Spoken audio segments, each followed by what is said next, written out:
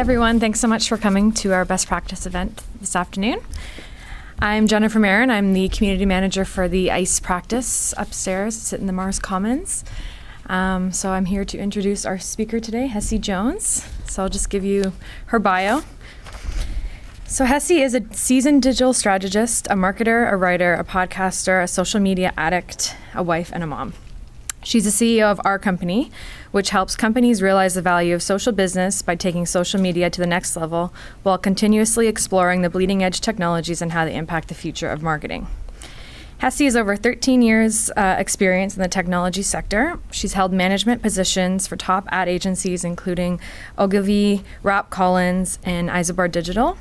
She's also done social media advertising at Jugno, CIBC, City, and Overlay TV.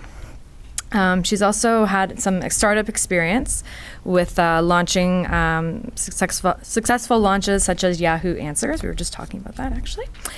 Hessie appears in the Huffington Post. HessieJ.com is her blog, whatsyourtech.ca, and digitaljournal.com.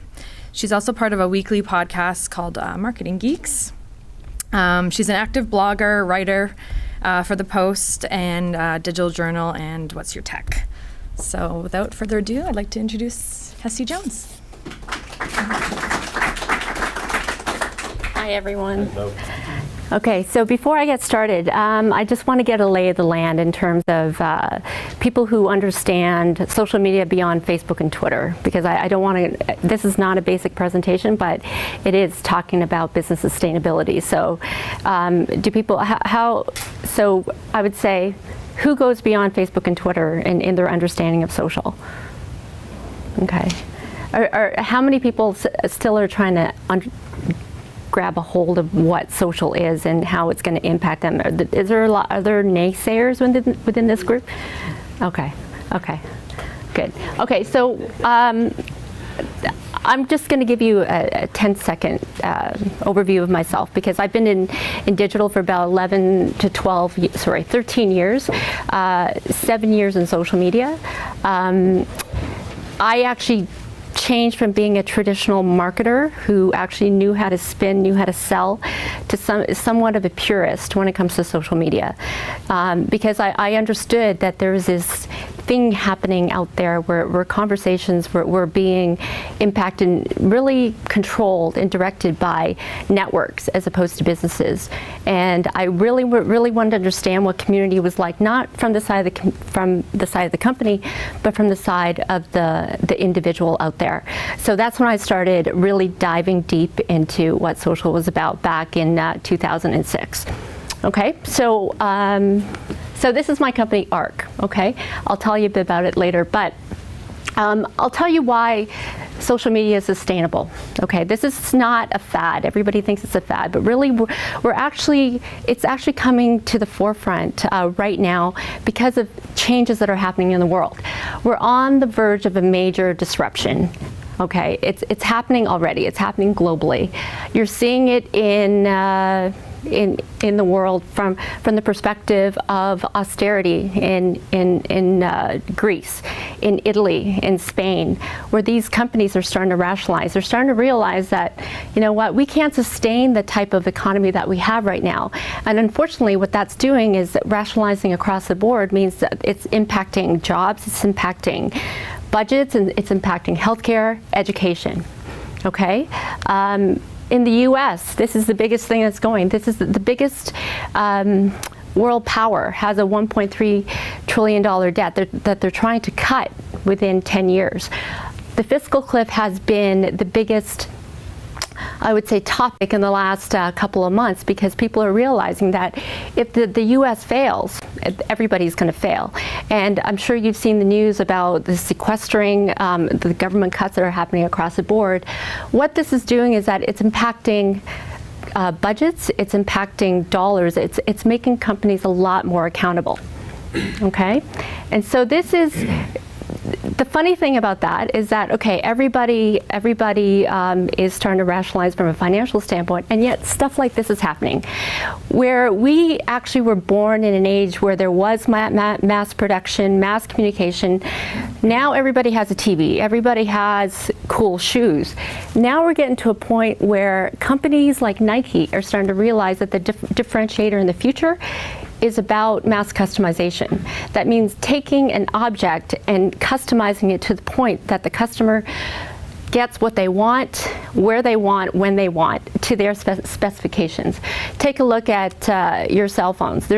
While Apple provides the basic iPhone, it's customized based on what kind of apps that you want on it, what kind of features that you want it, the speed that you want it. This is the way that the world is moving, and the paradigm shift is happening now. Okay. The other thing, the balance of power is shifting. I talked about this a bit earlier. Companies used to control the communication. We didn't really have technology that amplified the voice of the customer. Now the voice of the customer is less of a whisper and more of a shout. What's happening is that consumers that are connected actually have a more amplified voice. They have also more knowledge, and they have a broader range in which to amplify their message. And companies realize that their voices are starting to be hampered by a lot of the network talk. Everybody saw this earlier this week. I'm sure this is the biggest thing.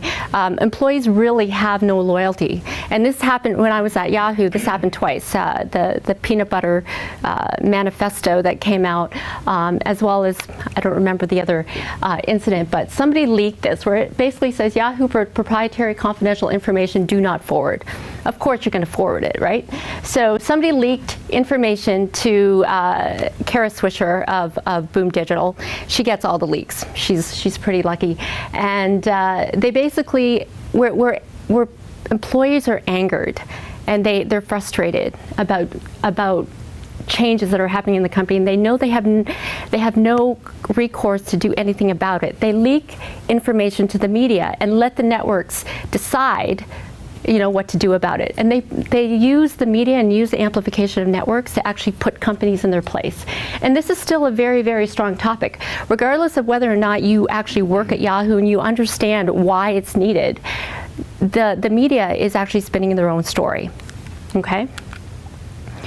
Companies are making mistakes. Do you remember this? Colorado shooting last July, and where everybody was dealing with the aftermath of the 12 people who died.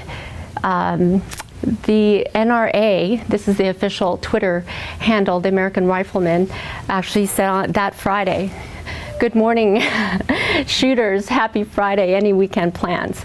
They had no idea what was going on. They actually, for some reason, they were a bit isolated, and it was unfortunate that this happened at the time that it did. Closer to home, City of Vaughan, do you guys remember this tweet? It happened the morning of the snowstorm.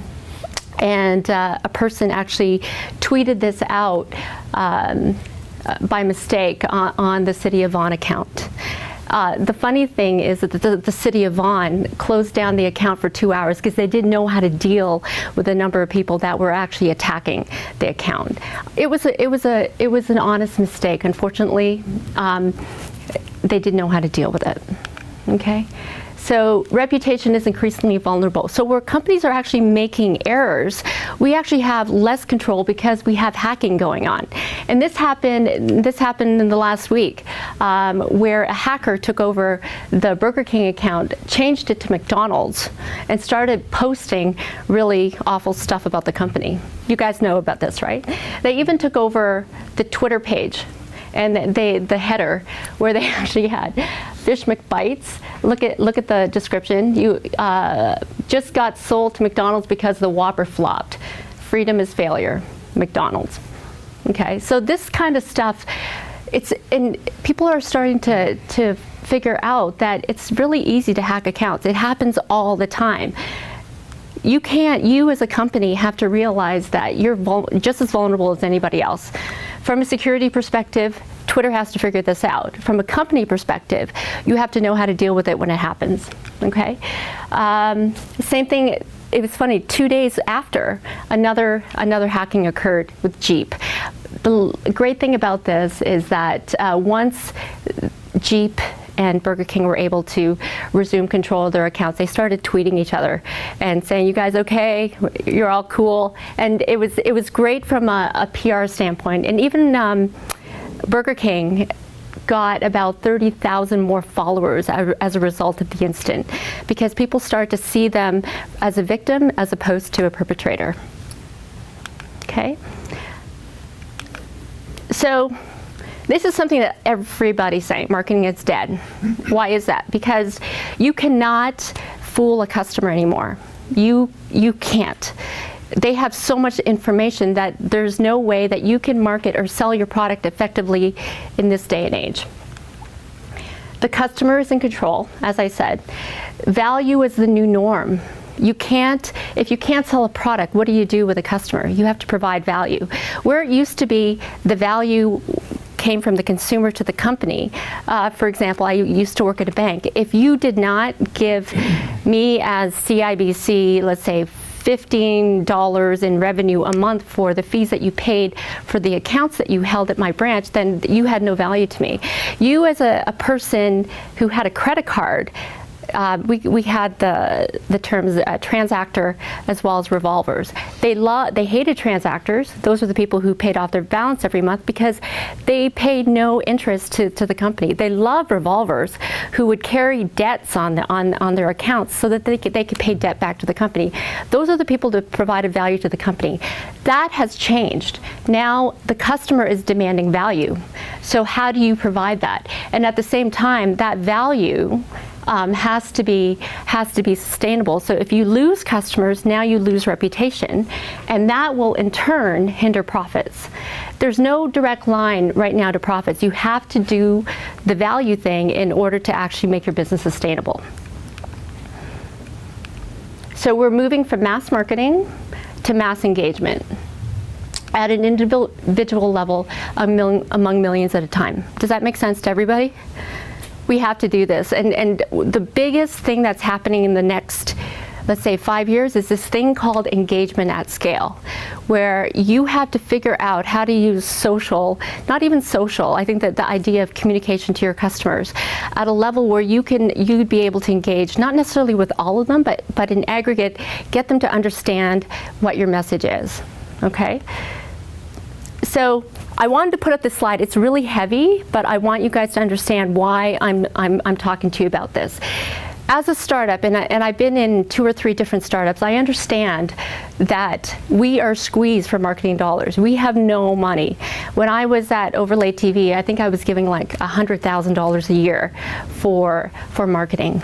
So I had to learn how to roll up my sleeves and talk to people. I had to learn how to research places where people were talking about this specific category, because when you launch a product, you're launching in a desert.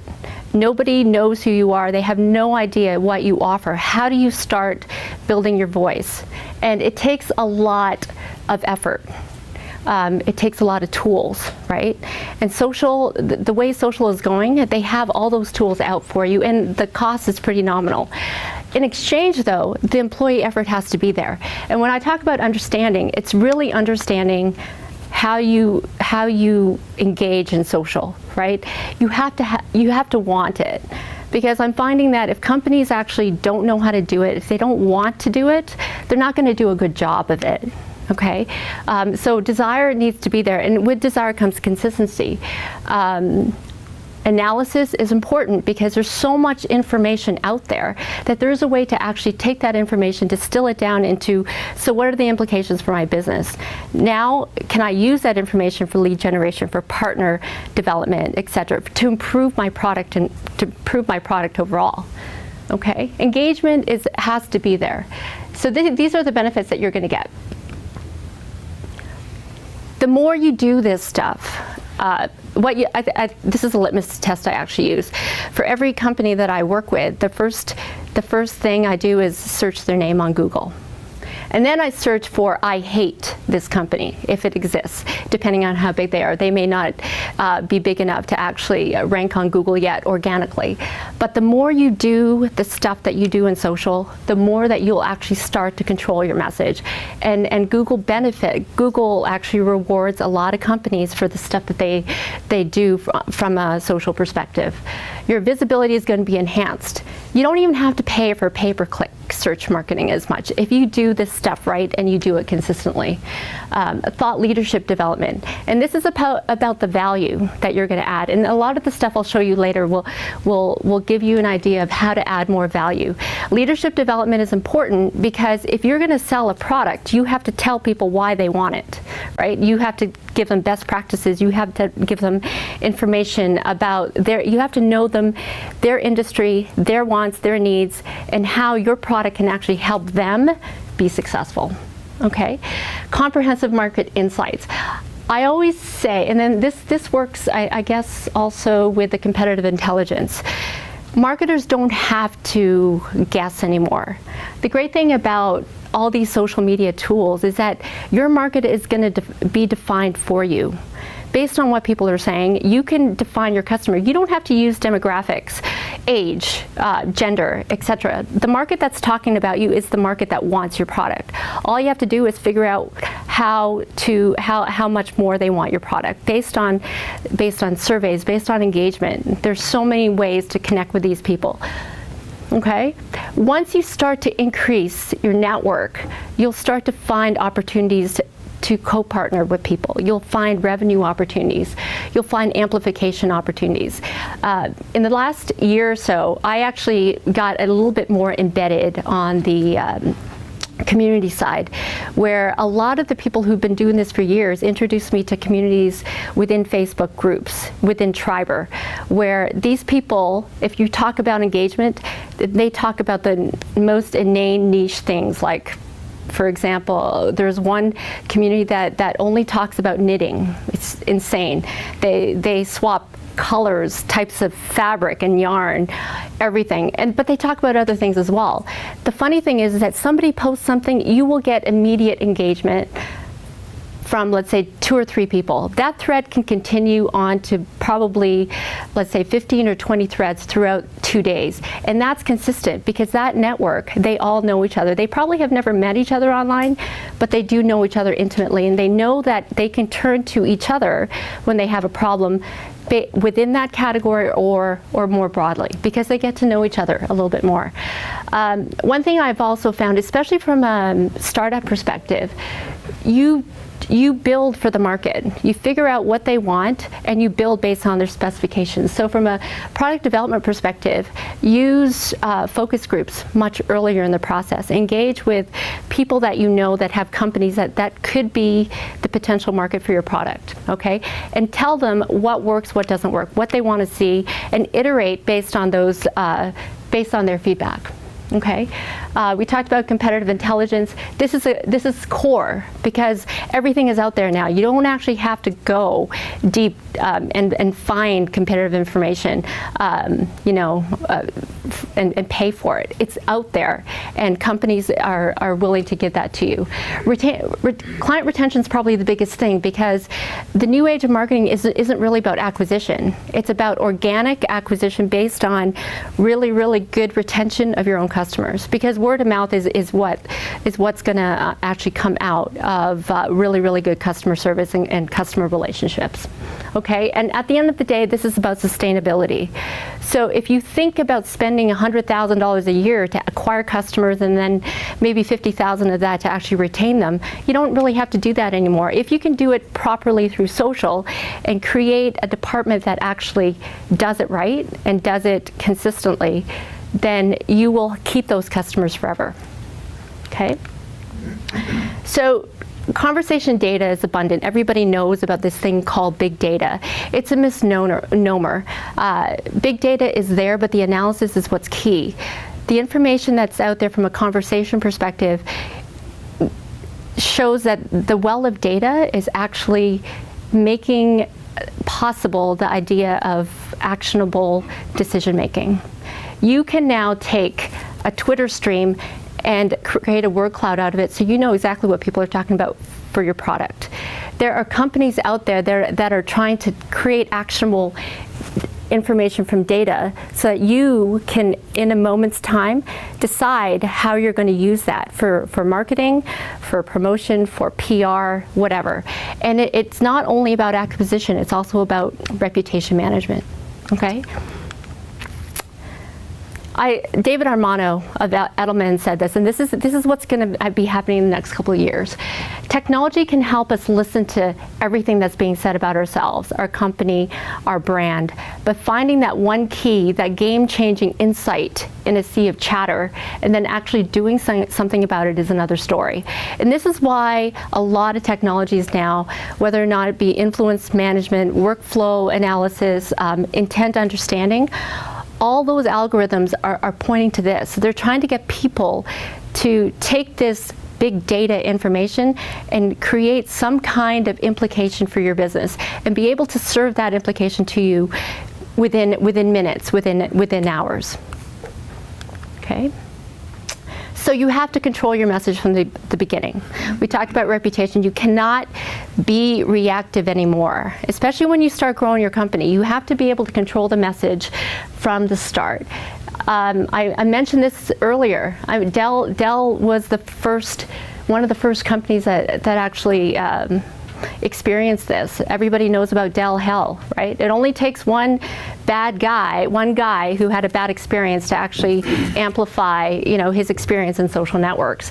So what they've done is they've turned it around. Dell actually bought IHateDell.net.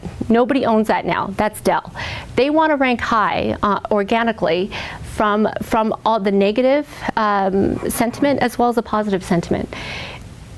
I Hate Dell has 7.93 million results, but if you put I Love Dell, it has about 10 or 15 times that volume of results. The reason being is that they're cognizant of the stuff that's happening out there, and they're trying to respond to whatever negative's out there and turning it into positive. And what that means from a search perspective is that the more that you engage in social, the more that you push down the negative stuff. Remember, it's about recency and it's about relevancy. So the more that you become consistent in social networks, the more that you're going to impact your brand and your company positively. Tell your story from the beginning. And storytelling is something that's been around forever, but the reason it's a lot more relevant now is that, like I said, people don't respond to sell messages. So what you have to do is you have to tell your story from the beginning. You have to do it in a way that gets people engaged. So you don't sell. What you do is you talk about, for example, I'm working with a company that wants to sell their technology that has some predictive analysis about blah blah blah. I said, why don't we start with you as the founder? How you got into this? Where were you beforehand? And where you think the world is going with respect to this type of technology? Also, why don't we get your employees involved? Get them to tell the world why they work for you, and give case examples of how people are using your product, but put it in a story form, because that's where people get engaged. Okay, there's power in that. This is a great example of a company that doesn't spend a lot of money on social, but they do it and they do it right. So Indium manufactures solder paste, powders, metals, anything that supports the electronics industry, okay? Their target market are engineers who will buy these products. This is what they do. They have all these bloggers. They're product marketers, but they're engineers as well, and they blog all the time about not only about troubleshooting, but use of their product, etc. Their blogs are read all the time. They have the highest hits on their website, mainly from their blog. In fact, these guys are actually asked to speak at industry conferences because of their knowledge of not only about their product, but the industry and the application of its products. This is what they've said. They said content equals contact equals cash. The more people that read their blogs, the more people see them as thought leaders within this space. The more that they get a lead out of that. This is what they've realized, 600% increase in lead generation from one quarter to the next. And this is just because they blog, right? As simple as that. you can make sales from social media. It does take time, but you know what? If you, like I said, increase in content, increase in community, increase in relevancy, that's what's going to do it. Okay, establish community from the get-go. And everybody knows about Intel. It's just that little thing, that chip that actually lives within your computer. There's really no way to sell it, you know, from a sexy angle. But what they want to do also is they realize that their employees are probably one of the best resources they have for spreading their message. So they created this portal called IQ. And what they've asked their employees to do, it started with 160 employees, where they would curate information on a daily basis that would live in this hub that talked about how technology is going to be used by people in the future. It could be anything. It could be something that they wrote. It could be some cool article that they found online. But the idea is that it's creating a face to a company, because people don't connect with companies, people connect with people. So if you can build a face for the company, then the more that you're going to build the connection to those people. Eventually what they want to end up doing is, I think they have over 5,000 employees. They've now grown the, I guess, curated employee base from 160 to about 300. They want to eventually get to the full 5,000 in a few years. But this is a great example of the power of advocacy at the employee level. And this is where a lot of startups need to start, right? Get the people, get your employees who have networks, they have families, they have friends. They will be your first line advocates to actually start selling and talking about your products. Start there and then build it out from there, okay? Do people know about Salman Khan? Salman Khan is an ex-hedge fund guy, and he lives in this little, I guess, ranch house in the Silicon Valley. This is actually a converted walk-in closet. And there's about a couple of $100 of video equipment, there's a computer in there, and there's a lot of books. And what he's done is he's created this little epicenter of educational excellence. He creates 10 to 15 minute videos on lessons on science and math. This guy got called out because he was doing something incredible. Bill Gates actually saw his stuff. He and his son started consuming a lot of the video content in the math and sciences from this guy, and he realized that there are not a lot of resources out there for kids outside of the educational system. You know what's happening with education. Teachers are getting squeezed. They're not getting paid a lot of money. They also don't have a lot of time or resources to help kids out of school. This guy quit his job. Well, he was a hedge fund manager, so I guess he could. And he did this out of his own goodwill. And he got rewarded not only in hits from YouTube, but he got increased funding from Bill Gates to continue to do this work over time. The power of video is amazing because right now, even with kids, they don't have time to read. They consume video ad nauseum. If you're going to do something that's going to add value, video is one of the best ways to actually tell your story. Okay, and from this example, I would say that it has a lot more longevity. Be organized and be consistent. It takes a lot of time to do social media. In fact, if it weren't for some of the tools today, people would just bail on it because it does take a lot of time in their day. It also means that you have to change your mindset. I use Buffer app. It actually schedules my posts. So you can fill up your buffer to, let's say, 10 or 15 times, and it will syndicate your posts to your Twitter, your Facebook, to LinkedIn, to Tumblr. It will do it, not only, you could schedule it for specific times, but the great thing about it too is that it will know when your networks are online. So we'll optimize the syndication based on when people are more likely to receive it. So it's a great way to actually not to be on Twitter without having to really be on Twitter. You know what I mean? Know when people are talking about you. You could use Twitter search for this. You could use Google Alerts. I love Twilert. You can create as many as you want, different Twilerts based on hashtags, based on company name, whatever you want, and tell it when you actually want to see the information. For people who don't have the time to mine Twitter search, this is a great way because the information is now coming to you. Okay. Measure your engagement. There's a lot of tools like this. I only brought up Topsy because Topsy social mention allows you to take a look. Let's say if you do end up having some kind of campaign and everything is kind of hashtag these days, put it into Topsy and understand the mentions that you're getting. Figure out where the reshares are happening. Determine where it's flowing from one network to another. The only downside I see with these is that they haven't figured out how to measure syndication outside of Twitter and Facebook. They're still figuring that out because I can tell you that 60 to 70% of a lot of the mentions happen on boards and forums. They are the biggest networks in the world. This stuff doesn't track it. Unfortunately, you do have to pay a price for actually tracking outside of the mainstream.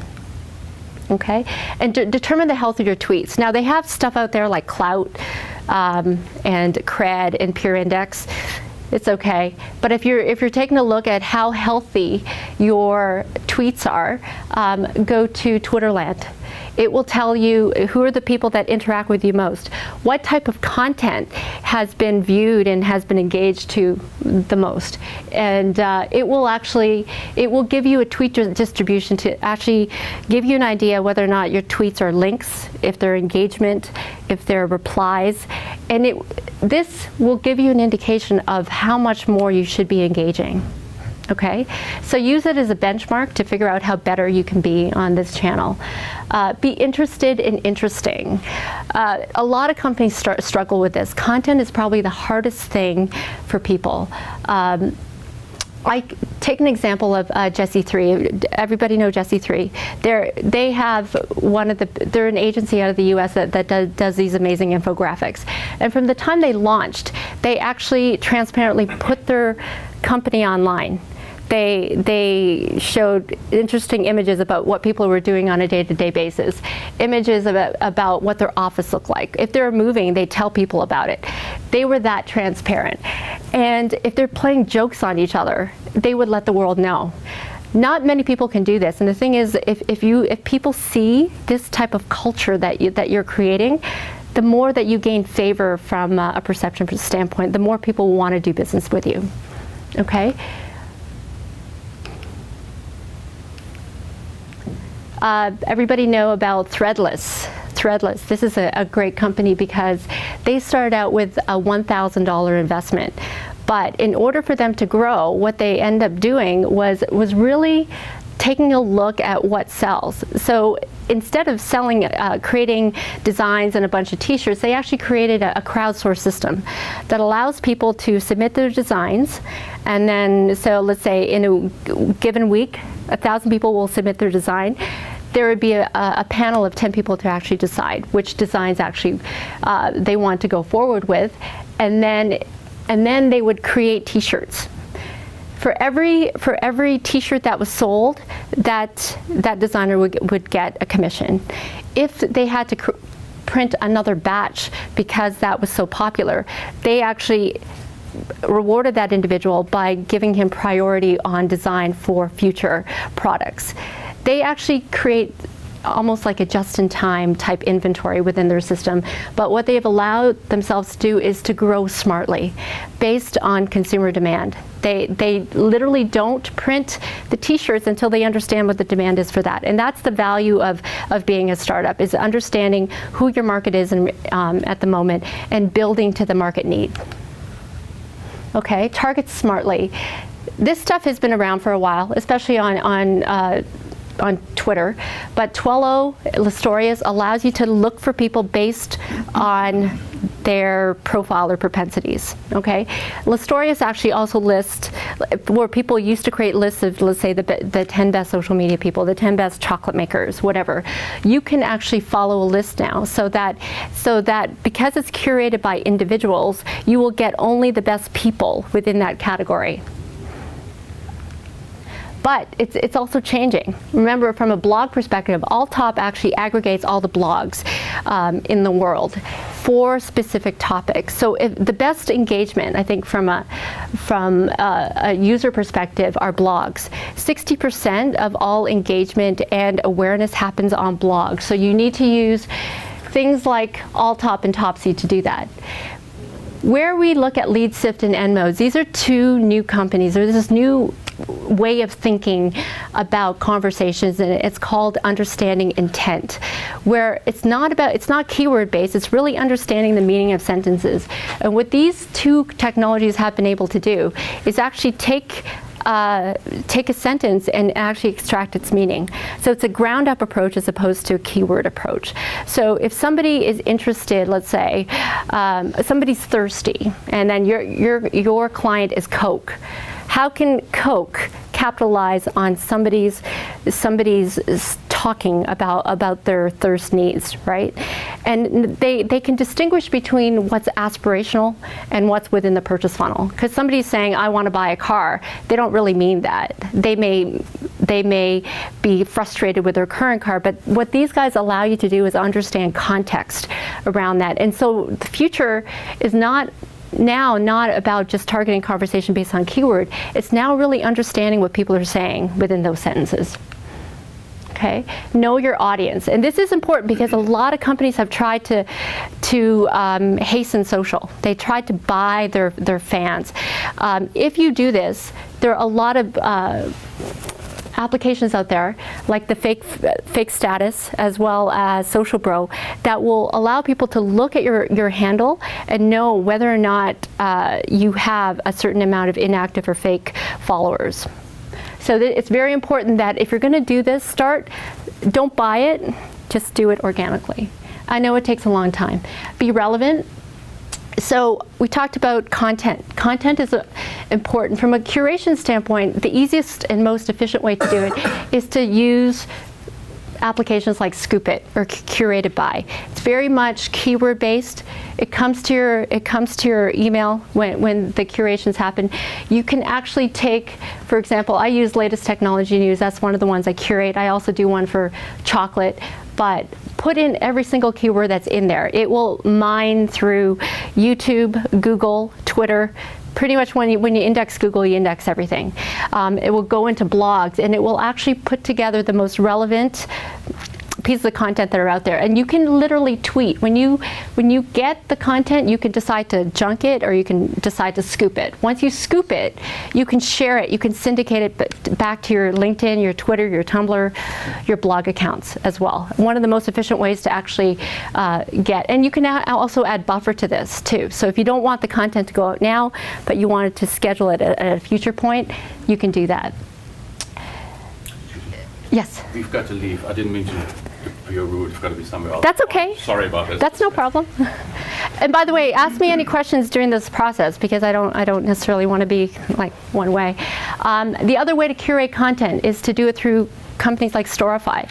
Great thing about Storify is that you could extract content from various sources, right? Whether or not it be Flickr, YouTube, email, etc.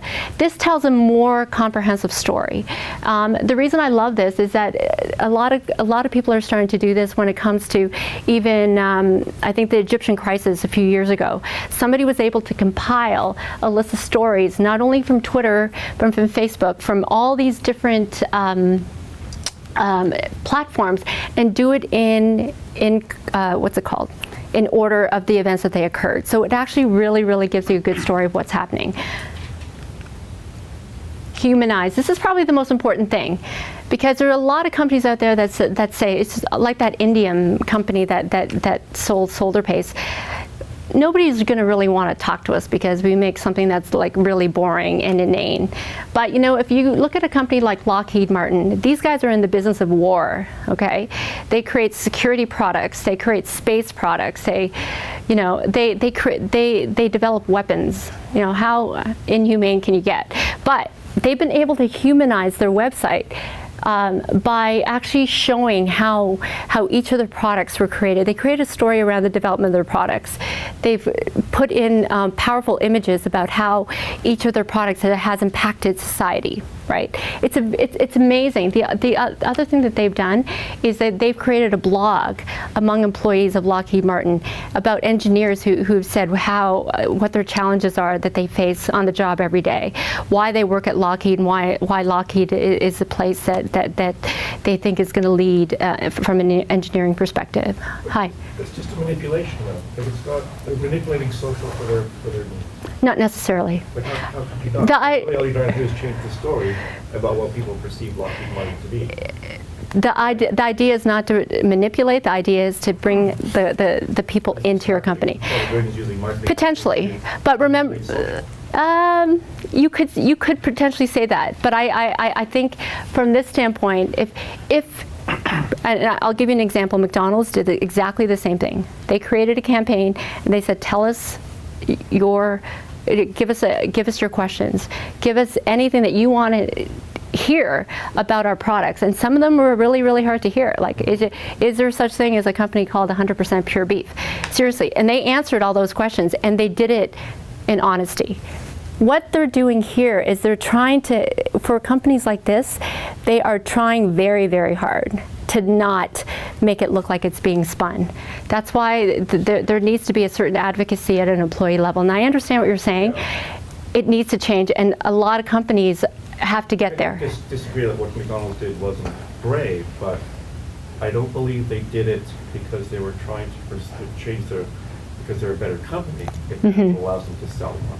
Right? Potentially. That's, at the end of the day, that's what you want to do, though, right? You want to gain customer favor, right?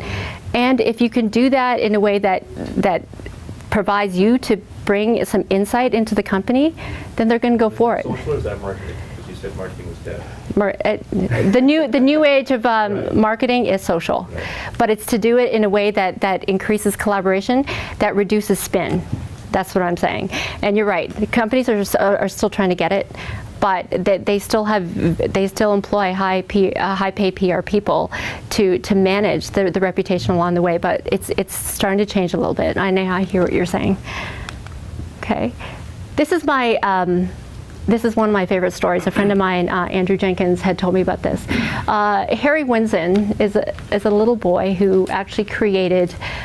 He loves planes, so he created this plane, and it was a cool design, and he sent it to Boeing, right? Thinking that, I think it's cool, and I hope you like it. They sent him back a letter. It's a standard letter that said, "Thank you for your message. As a global aerospace leader, Boeing receives many unsolicited ideas each year about how to improve our products. We encourage this enthusiasm because it tells people around the world that we want to better connect and be protected. But like many other companies, however, we do not accept unsolicited ideas. Experience show that most ideas had already been considered by our engineers, and that there can be unintended consequences to simply accept these ideas." How do you reconcile that to a 10-year-old? He had absolutely no idea why he was being, and believe me, he was hurt by it. Now, his father happened to be this big media mogul. He was an ad guy. He took that message to the streets. Okay, he sent it out to major news publications and said, "This is what Boeing did. Can you believe it?" How did Boeing respond? They actually said, "We're sorry, we're really good at planes, but we suck at social media." So what they end up doing, they end up inviting Harry Winston to their site. They framed a picture of his little plane. They gave it to him, and they gave him carte blanche to go through the Boeing premises and just experience it for himself. This is one of the best examples of how they turned this little boy who was a major detractor. And believe me, his dad was probably more pissed off than he was. But they turned him into an advocate. And one of the best ways from a social media perspective, unfortunately these days, to get a company to understand why they need to do this is because of the negative stuff that are happening. If you can get a company to do what I said and put "I hate" in front of them, they will sit up and they'll take notice and they'll do something about it, okay? So this, in closing, this is what it's all about. It's about building advocacy and business sustainability. Like I said, it's really hard because, like, me as a marketer understands now that I can get all the best ideas in the world and start pumping them out. But the thing is that people aren't necessarily listening to them anymore. So we have to figure out a way to engage people again. And so where we're starting to change, we talked about marketing. It used to be planned, it was one way, it was inflexible.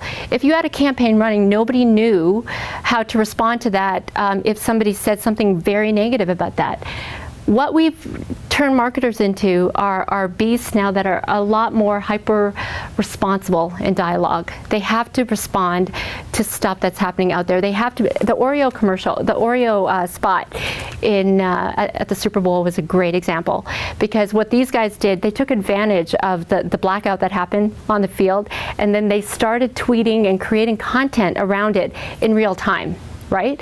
Now, they had to use a lot of tools that were out there to actually capture what audience were saying, because people were pissed off. They couldn't see anything. They were a bit distraught. They didn't know what was going on. So Oreo comes out with a tweet that got these guys thinking about the blackout, but in a funny way, right?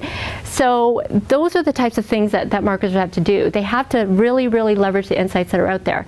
From a sales perspective, sales guys, it's always been about their black book. You know, does this guy know somebody else that I could talk to?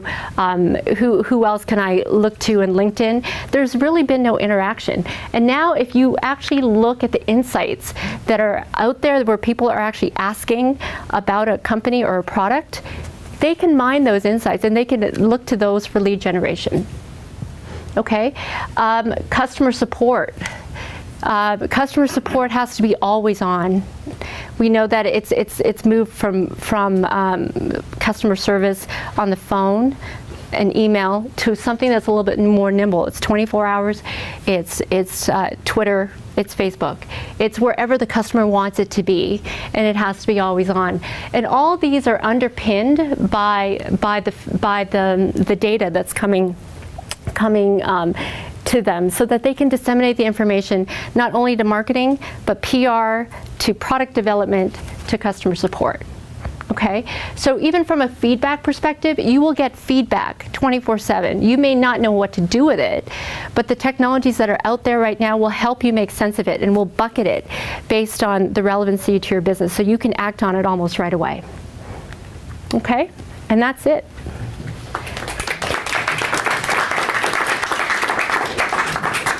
Does anybody have any questions? Yes.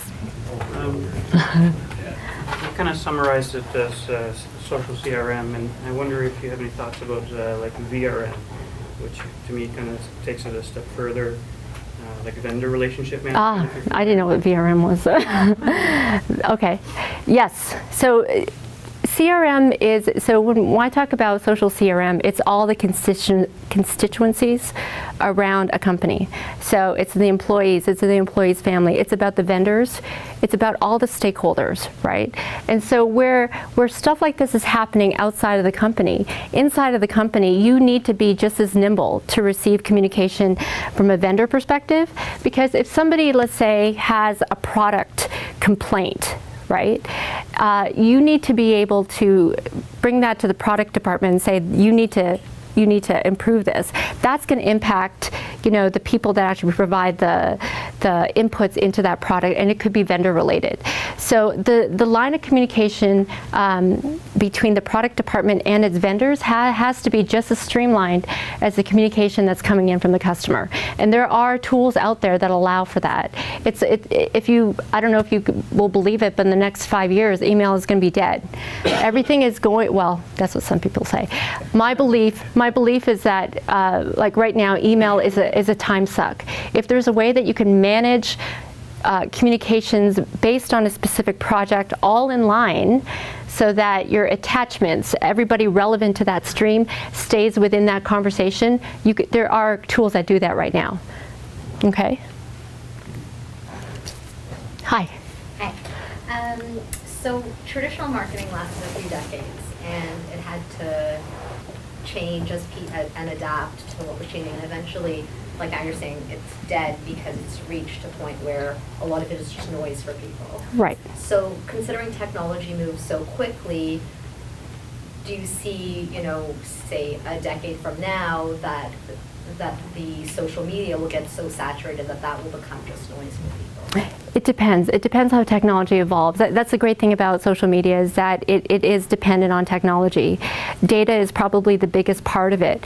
What banks are starting to realize, because if you come from any kind of company that already has bought into the idea of using data to provide actionable insights and implications for your business, and actually do something about it, then you will understand that the stuff that's coming in from social will actually make you smarter. So as an individual, if a bank only knows you based on your value from a transaction perspective, but now they know where you're checking in, they know what you're saying about them, they know the other things that interest you. So there's a way that they can talk to you, which is really sad Big Brother thing happening, and there are privacy implications. But as a consumer, that you will get only the relevant communication that you want to receive from a bank because of the information they know about you. But will people get to the point where they disengage because it's so much, because Potentially. they're getting too many messages and there are too many interactions, and it's taking away I know. from the value that they get from social media? Exactly. It's hard, because this is the ironic thing. The reason social networks existed in the first place was because people were totally overwhelmed with the amount of ads that from going to portals like Yahoo and MSN. They wanted to really read an article, and all they got were these spam ads all over. So they went to social networks because they didn't have ads. Now you're starting to see that those networks need to figure out how to monetize themselves. So they're introducing ads in a way to make money for themselves and to sustain their whole platform. The unfortunate thing is they have to really, really do this smartly, because if they don't, then you're going to get people that are going to bail, right? Facebook is trying to realize this as well, which is why their stock price is only at, 25, not 150, because they don't know yet what is going to resonate from an ad perspective with their customers. They're very, very concerned about protecting the culture of the Facebook user. And if they bombard them with ads, they know that they're going to bail. So Twitter as well, promoted tweets, exactly. So when I talked about those two companies, Enmodes and LeadSifter, where they're talking about not only figuring out another way of advertising, but actually just getting to the people that really want your product and engaging with them. That's a very different way of promoting your company, right? Hi. You talked about CRM and tying together your employees and your clients and your vendors.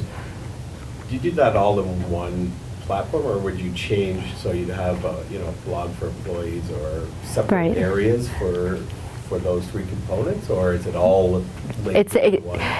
Eventually it'll probably be all linked into one, but I think for any company out there, you need to take baby steps. It starts with Twitter. It starts to figure out who's on Twitter, who really understands how to use it, and then using that as a basis to say, okay, we have a bunch of these messages. Who can engage with us, or who can talk to our customers this way? Then you can expand out into people who understand a specific category of something that's relevant to your business. Can we start a blog about that, right? And then start to define content across different topics that your own employees know what to write about, right? What you're doing essentially is you're bringing the power down to the employee base. You're kind of deconstructing a company from a hierarchy to a matrix. And that's what needs to happen. If you really want the message to spread that fast, you need to be able to do that, as opposed to creating some kind of, you know, from a PR crisis, it needs to go this person, then the person at the top approves it. By the time you end up responding, it's like 2 days later, and that customer's gone. So there needs to be some kind of seamless interaction that happens so that things can get action quicker. Okay, hi. We've seen many times when a company has some sort of scandal or some sort of bad news item against them, their Facebook and Twitter feeds can suddenly, the conversation can change, and suddenly Yes. people are attacking them. How would you advise a company handles those sort of risks where their official pages, which they're trying to use for one conversation, is being used against them? Yeah, it's happened a lot of times, and a lot of companies have experienced it. I don't know if there's necessarily a right answer, because what companies have done is turned off comments, which is not necessarily the greatest thing to do. But also the other thing is that at scale, how can you respond to each and every one of these bashes against your company? At some point, you need to control it. So what you can do is, instead of turning them off, understand what they're saying, but do a response in another channel. Do it in a place where you can control it, like a blog, or a video, and you say, these are what you guys have said, this is how we respond, and move the conversation out so that you're not kind of in the fray of the fist fighting, right? You need to, like I said, it's all about control. Okay. Any other questions? Okay, I'm here for a little bit, so if anybody has questions, just come up to me and I'd be happy to help. Okay? Thank you so much.